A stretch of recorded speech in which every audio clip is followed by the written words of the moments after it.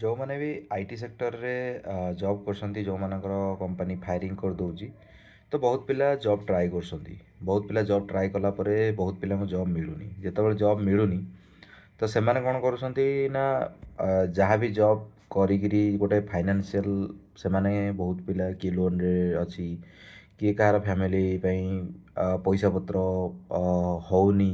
जेतेबेले job मिलुनी तो monthly जहाँ भी खर्च अछि तो सेमाने करि परिबेनी।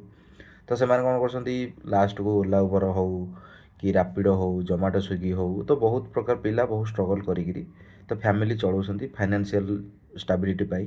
ଯାହା ବି ଦରକାର ପଇସା ତ ଆଜିକାଲି ନହେଲେ ହେବନି। ତ ସେଥିପାଇଁ ବହୁତ କିଛି ପିଲା କିଛି ବି କରିବାକୁ ରେଡ଼ି ହେଉଛନ୍ତି। ତ ସେଥିପାଇଁ ଆଇ ଟି ସେକ୍ଟର ଫାୟାରିଂ ହେଲା ପରେ ବହୁତ ଡିଫିକଲ୍ଟ ବି ହେଉଛି। ଡିଫିକଲ୍ଟ ପିଲା ପ୍ରୋବ୍ଲେମ୍ ଫେସ୍ କରୁଛନ୍ତି। ଜବ୍ ପାଇବା ବି ଏବେ ଆଜିକା ମାର୍କେଟ ବହୁତ ଇଜି ନାହିଁ। तो एक्सपीरियंस अधिक जदि तुमको जॉब मिलवा डिफिकल्ट एक्सपीरियंस कम जदि फ्रेशर तुमको जॉब मिलवा डिफिकल्ट। तो बहुत प्रकार डिफिकल्ट जो तुम सिलेक्ट हो ऑफर लेटर मिलूनी सिलेक्ट है तुम जान तुम कौन पाइब कि ना कि ऑफर। तो 6 मंथ 8 मंथ 1 ईयर गलापर तुम यदि न पाइब तुम भी डिमोटिवेट हो। तो धीरे धीरे एज बढ़िया हिसाब से धीरे धीरे एक्सपीरियंस भी बढ़ुची गैप में गैप रही भी बहुत प्रोब्लेम होची।